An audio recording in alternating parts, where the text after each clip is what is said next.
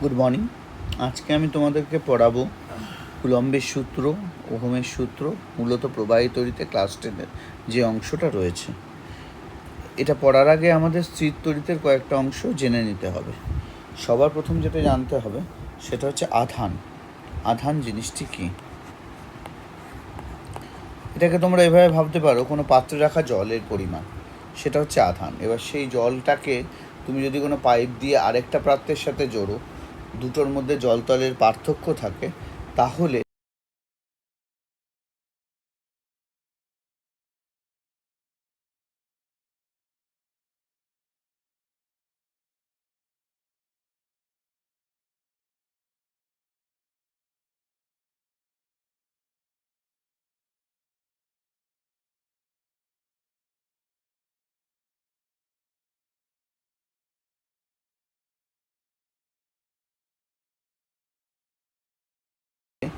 কি হয়, যেখানে জলতলের উচ্চতা বেশি সেখান থেকে যেখানে জলতলের উচ্চতা কম সেই দিকে জল প্রবাহিত করে।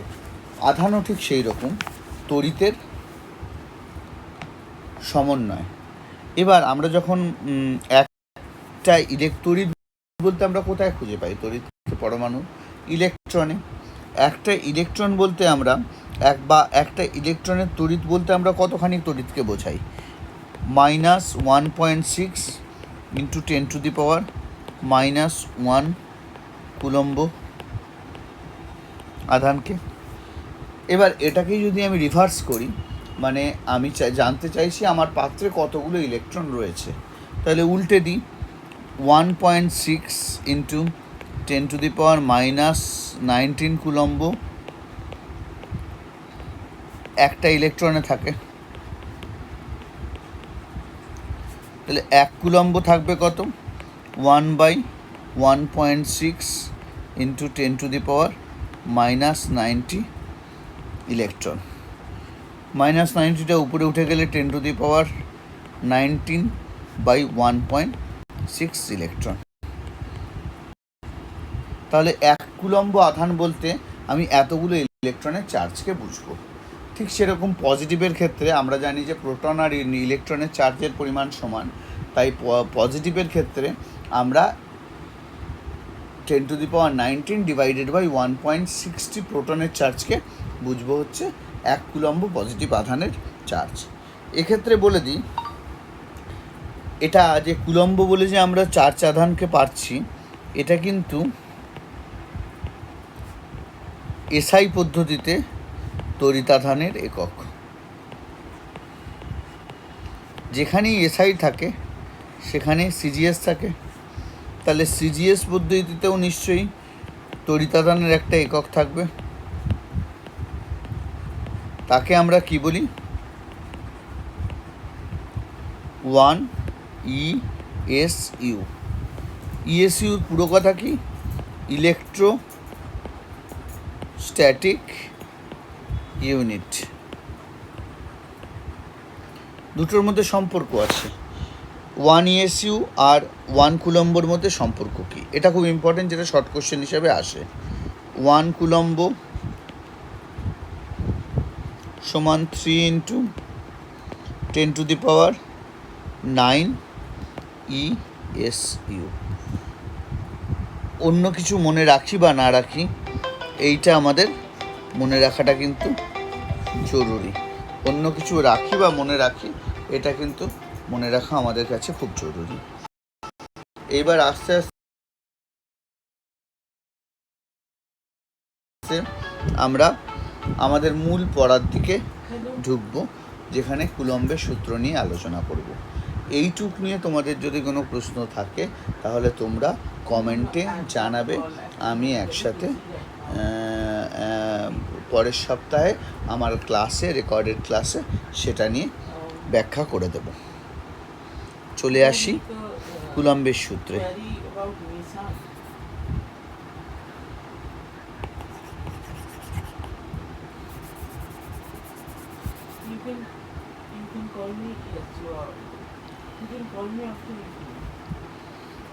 কুলম্ব সূত্র কি বলে?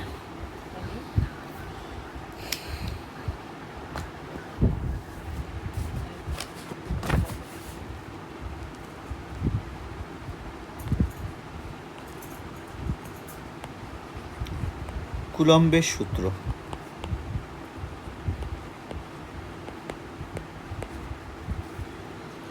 কুলম্বের সূত্র বলতে গেলে আমাদের দুটো জিনিস মাথায় রাখতে হবে। এক, স্থির আধান, আর বিন্দু আধান। এই জায়গাটা আলোচনা হয় না। কেন স্থির আধান? একটা আধান যদি নিজের চারপাশে ঘোরে তাহলে কি তার মধ্যে কুলম্ব সূত্র কাজ করে না? কুলম্ব সূত্র আসলে কি কাজ করে? আসলে কাজ করে দুটো বিন্দু আধানের মধ্যে আকর্ষণ বা বিকর্ষণ বলের পরিমাণকে। তার মানে ধরে নেওয়া হয় দুটো বিন্দু আধানের মধ্যে আর কোনো বল নেই।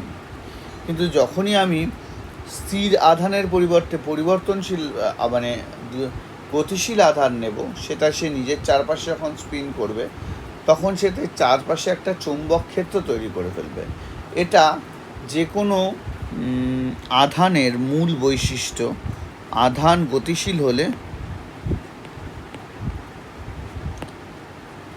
চারপাশে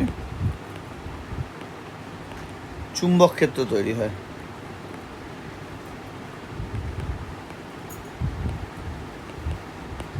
তাহলে তখন আর চুম্বক ক্ষেত্রে একটা আকর্ষণ বল কাজ করবে বা বিকর্ষণ বল কাজ করবে। তাহলে কুলম্বীয় বল বলতে যে আমরা দুটো তড়িতাধানের মধ্যের বলকে বোঝাবো, সেই বল কিন্তু আর পাবো না। তখন আমরা তার সাথে অ্যাডিশনালি আরেকটা বল পেয়ে যাব। 2 নম্বর কথা, কুলম্ব সূত্র যখন আমরা আলোচনা করব দেখব দুটি বিন্দু আধানের মধ্যে কেন্দ্রদ্বয়ের দূরত্ব, এটা একটা ফ্যাক্টর হয়। এটা বাড়লে আকর্ষণ বল বা বিকর্ষণ বল কমে, এটা কমলে আকর্ষণ বল বা বিকর্ষণ বল বাড়ে। এটা বর্গের সাথে ব্যস্তানুপাতিক। এবার যদি বস্তুটা বিস্তৃত হয়ে যায় তাহলে তার মাপ কোথায় নেবে? ধরো এরকম একটা আধান, এরকম একটা আধান, এদের দুজনের মধ্যে দূরত্বটাকে কোথায় নেবে? এদের দূরত্বের মধ্যে এটা 950 টাকা। ঠিক আছে, আর একটা অ্যাডভান্স দিয়েছে, সেটাও কিন্তু 950। এই দুটো ঠিক আছে। এই দুটোর মধ্যে দূরত্ব বলতে কোন জায়গাটার বলবো? পরিধির দূরত্ব। আমরা এরকম বিস্তৃত আধানকে যখন হয় তখন কল্পনা করে নিই তারা কোনো একটা বিন্দুতে সীমায়িত আছে, এই বিন্দু আর বি বিন্দু, এবং তাদের দূরত্ব বলতে এই বিন্দু দুটোর দূরত্বকে বোঝায়। আরেকটা পদ্ধতি আছে, বিস্তৃত আধানের ক্ষেত্রে কেন্দ্রের দূরত্বকে আমরা এদের মধ্যবর্তীকে দূরত্ব ধরি। কারণ বিস্তৃত আধান বলতে অধিকাংশ ক্ষেত্রেই আমরা বৃত্তাকার একটা বা স্ফেরিক্যাল একটা আধানকে বুঝি, যাদের সমস্ত চার্জ কেন্দ্রে কেন্দ্রীভূত আছে বলে ধরা হয়। চলে আসি কুলম্বের সূত্রে। কুলম্বের সূত্র বলতে কি বুঝবো? দুটি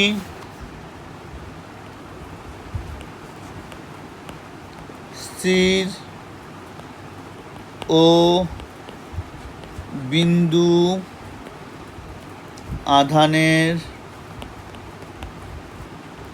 মধ্যে ক্রিয়াশীল, এইবার আটকে যাবো, আকর্ষণ বল লিখবো না বিকর্ষণ বল লিখবো? এটা নির্ভর করবে ওই যে দুটো আধান নিয়েছি সেই আধান দুটির প্রকৃতির উপরে। সমজাতীয় হলে বিকর্ষণ, বিপরীত জাতীয় হলে আকর্ষণ। তাহলে একই সাথে দুটো লিখব। আকর্ষণ বা বিকর্ষণ বলের মান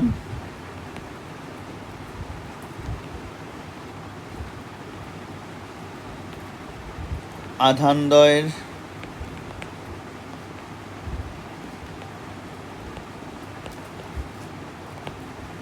গুণফলের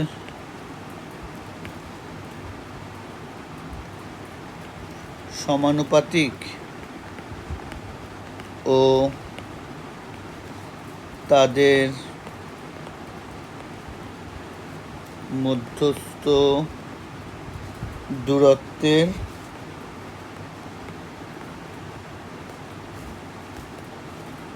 বর্গের ব্যস্তানুপাতিক।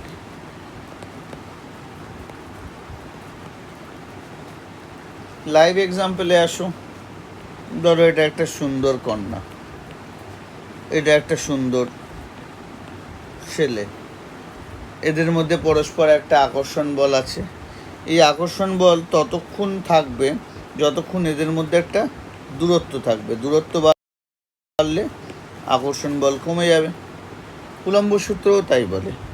এটা যদি একটা Q1 পরিমাণ আধান হয়, এটা যদি Q2 পরিমাণ আধান হয়, এদের মধ্যে দূরত্ব যদি d থাকে, আকর্ষণ বা বিকর্ষণ বলকে যদি F লিখি, F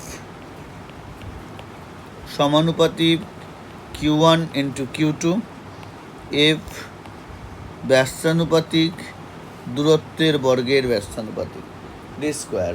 দূরত্ব যত বাড়ে তত সম্পর্ক দুর্বল হয়, out of sight out of mind. এই দুটোকে একসাথে যদি আমি লিখি তাহলে কি লিখতে পারি? যৌগিক ভেদের সূত্র, এটা গণিতে পড়বে, Q1 Q2 by D square. আমরা জানি ভেদ থেকে সমান চিহ্নে আনতে গেলে একটা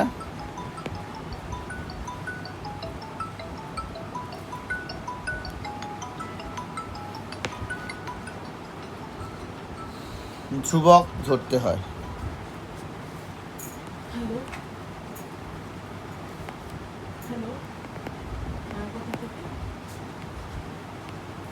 তাহলে সেই ধ্রুবকটা কি? কে ধরলাম?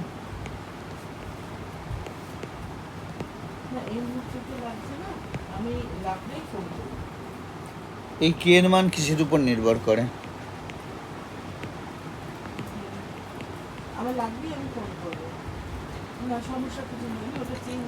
এককের উপরে এবং মাধ্যমের উপরে।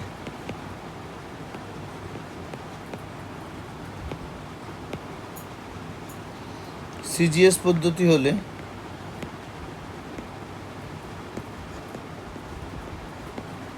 বায়ু মাধ্যমে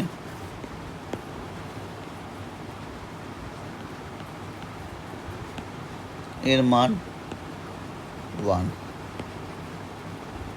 so F is equal to Q1 Q2 by d square। SI পদ্ধতি হলে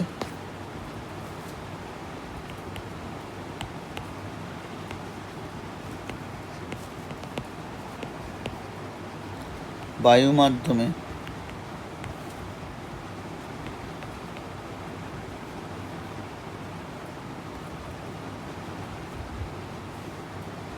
F is equal to 9 into 10 to the power 9 Q1 into Q2 by d square। পরিষ্কার বুঝতে পারছো, দুক্ষেত্রেই বায়ু মাধ্যমটাকে রাখছি, সেটাকে জল মাধ্যমে নিয়ে গেলে মানটা পরিবর্তন হয়ে যাবে। মজা হচ্ছে এখানে 9 into 10 to the power 9 চলে এলো। এটা তার কারণ হচ্ছে আমরা সিজিএসের পরিবর্তে এসআই পদ্ধতি নিয়েছি।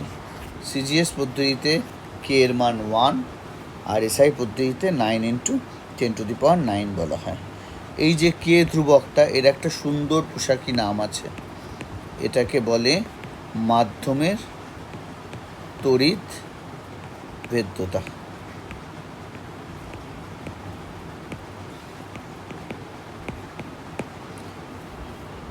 আমার এই দ্বিতীয় অংশটুক পড়ানোর পর অনুরোধ রইল, কারো যদি কোথাও বুঝতে অসুবিধা হয় তাহলে আমাকে চ্যাট বক্সে জিজ্ঞেস করবে, আমি পরের সপ্তাহে এগুলোর ডিটেল অ্যান্সার করব। এই কুলম্ব সূত্র নিয়ে কতগুলো জটিল ঠিক বলবো না, কিন্তু ট্রিকি কোশ্চেন আসছে। কিরম কোশ্চেন?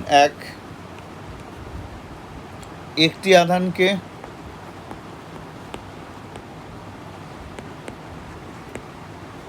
দ্বিগুণ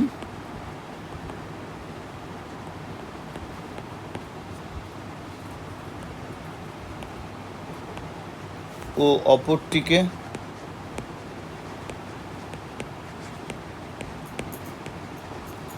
তিন গুণ করা হলো।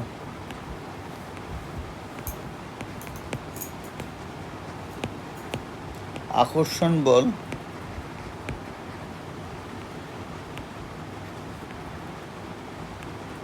পূর্বে কত গুণ হবে? দেখো এই অঙ্কটা যদি এমসিকিউ আকারে আসে তাহলে সহজ উত্তর প্রথমটাকে দ্বিগুণ করেছে, দ্বিতীয়টাকে 3 গুণ করেছে। আকর্ষণ বল হবে ফর এমসিকিউ, এটা আমি বারবার বলছি, ফর এমসিকিউ, এটা এমসিকিউতেই জেনারেলি আসে। আকর্ষণ বল হবে 2 × 3 গুণ বা 6 গুণ, হলো। কিন্তু এটাকেই যদি ডেসক্রিপটিভ করতে হয় তাহলে কী করবো? 2 নম্বরেও ক্যান্সার থাকলো, ধরে নেব। ধরি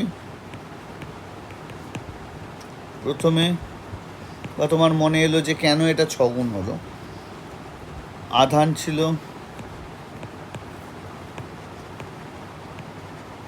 Q1 ও Q2, দূরত্ব D, আকর্ষণ বল F, CGS এ বায়ু মাধ্যমে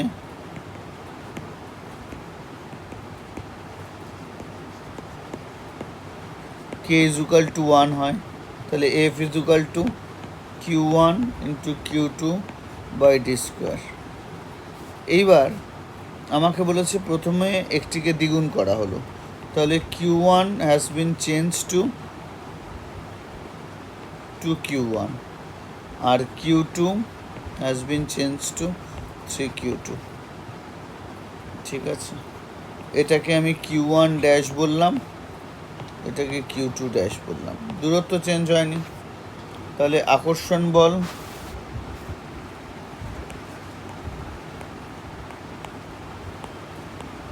F2 হলে CGS পদ্ধতিতে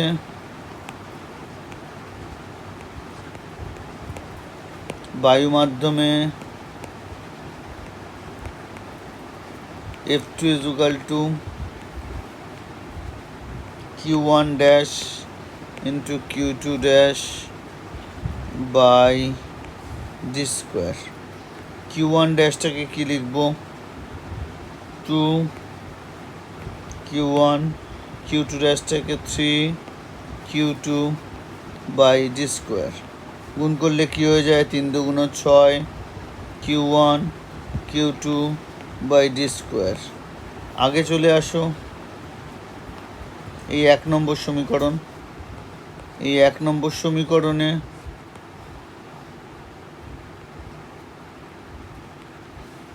এইটাকেই আমরা F1 বলছি, তাহলে F2 = 6 × F1। বোঝা গেল কেন 6 গুণ হলো। কিন্তু আমরা এত কিছু মনে রাখবো না, কারণ এটা মূলত এমসিকিউ কোশ্চেন, এবং এক্ষেত্রে শুধুমাত্র উত্তর অপশানে দেওয়া থাকে আধানগুলো যত গুণ হবে 2 গুণ 3 গুণ, আমরা সেরকম 2 গুণ 3 গুণ করে যাব, জাস্ট গুণ করে যাব। আরেকটা প্রশ্ন আসে, মধ্যবর্তী দূরত্ব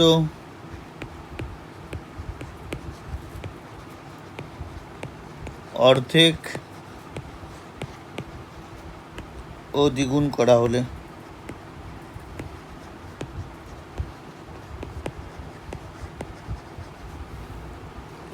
আকর্ষণ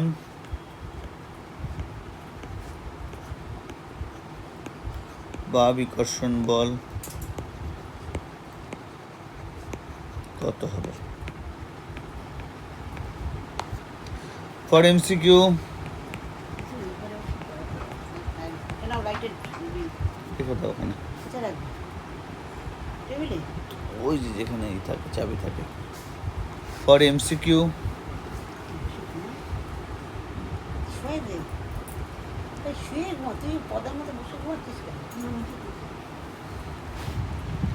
আকর্ষণ বল যখন দ্বিগুণ করা হচ্ছে স্বাভাবিকভাবেই, তখন মধ্যবর্তী দূরত্ব যখন দ্বিগুণ করা হচ্ছে তখন স্বাভাবিকভাবেই আকর্ষণ বল কমে যাবে। আমরা জানি যে তার বর্গের সাথে সমানুপাতিক ব্যস্তানুপাতিক হয়। তাহলে দ্বিগুণ করা হলে দূরত্ব দ্বিগুণ করা হলে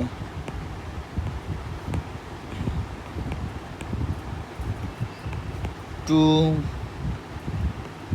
1/2² মানে আকর্ষণ বল কমবে। আকর্ষণ বল 1/4 অংশ, অবশ্যই পূর্বের কথাটা লিখতে হবে, পূর্বের 1/4 অংশ হবে। অর্ধেক করা হলে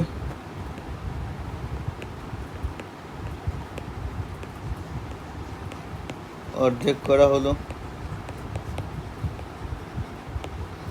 যখন অর্ধেক করা হয় তখন কি করব? যখন অর্ধেক করা হয় তখন ব্যস্তানুপাতিক, তাহলে 1/d², তাহলে আকর্ষণ বল হবে পূর্বের 1/1/2 তার হোল স্কোয়ার, মানে 1/1/4, 4 গুণ। কিন্তু এ তো গেল এমসিকিউ, মেনে নেব কেন আমরা? এমসিকিউ তো পরীক্ষা উত্তীর্ণ করতে সাহায্য করে, কিন্তু আমরা মেনে নেব কেন? তাহলে আমরা এটাকে থিওরিটিক্যালি দেখি। প্রথমে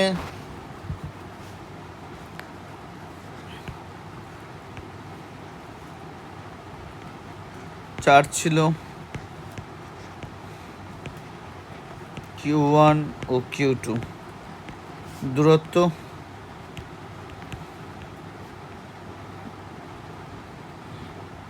D1, আকর্ষণ বল F1, বায়ুতে সিজিএস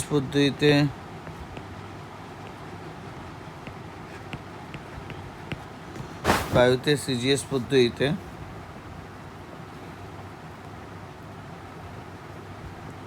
আকর্ষণ বলের মান হবে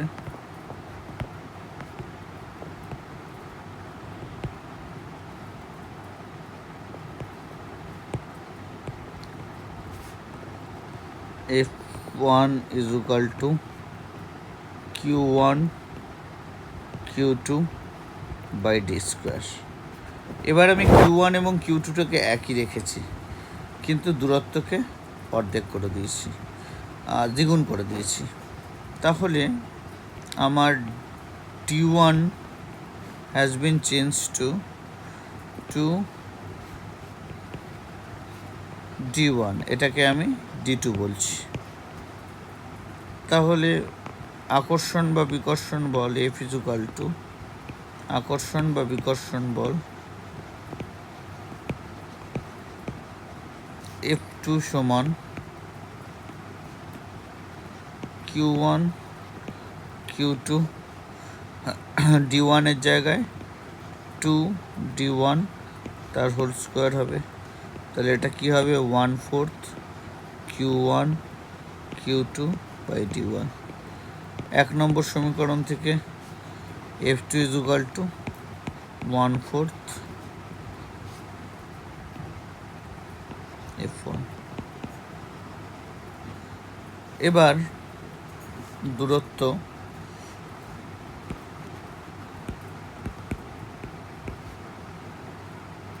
অর্ধেক করা হলো,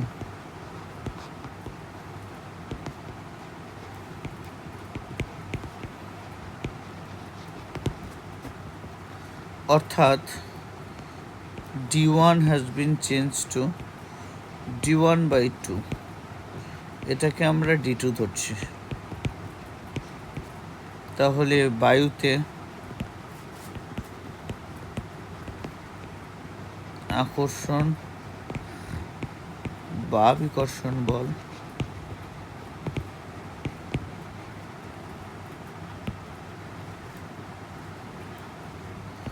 F2 হলে F2 = Q1 Q2/d1/2 তার হোল স্কোয়ার। উপরে উঠে যাবে 4 Q1 Q2/d1²। এটাকে আমরা F2 = আবার এটাকে আমরা F1 পাচ্ছি 4 1 নম্বর সমীকরণ থেকে F1, অর্থাৎ দূরত্ব অর্ধেক করলে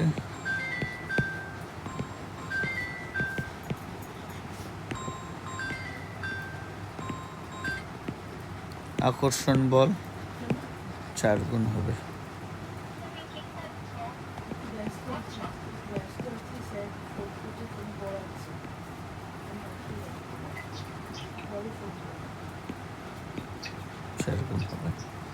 ক্লিয়ার? তোমাদের জন্য একটা হোম টাস্ক,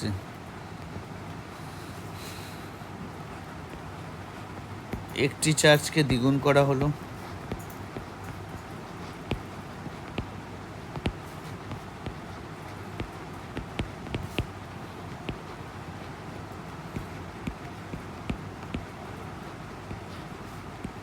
অপরটিকে 1/3 করা হলো,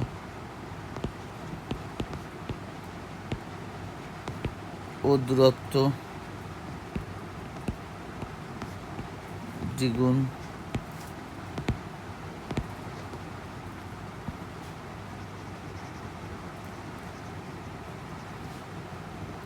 করা হলে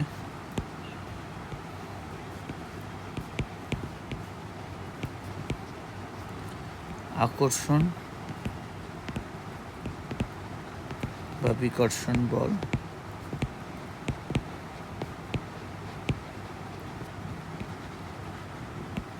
পূর্ব অপেক্ষা কত হবে? গুণ হবে। এটা এমসিকিউ এবং ডেসক্রিপটিভ দু আকারই করবে।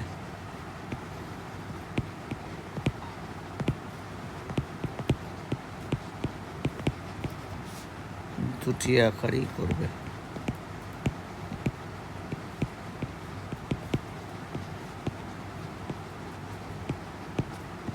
2 নম্বর,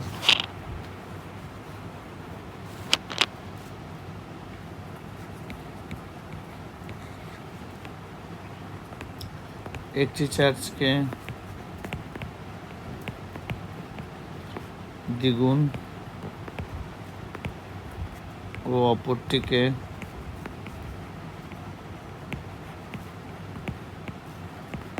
3 গুণ করা হলো,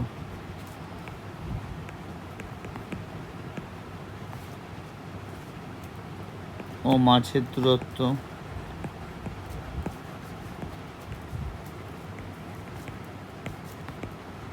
অর্ধেক করা হলে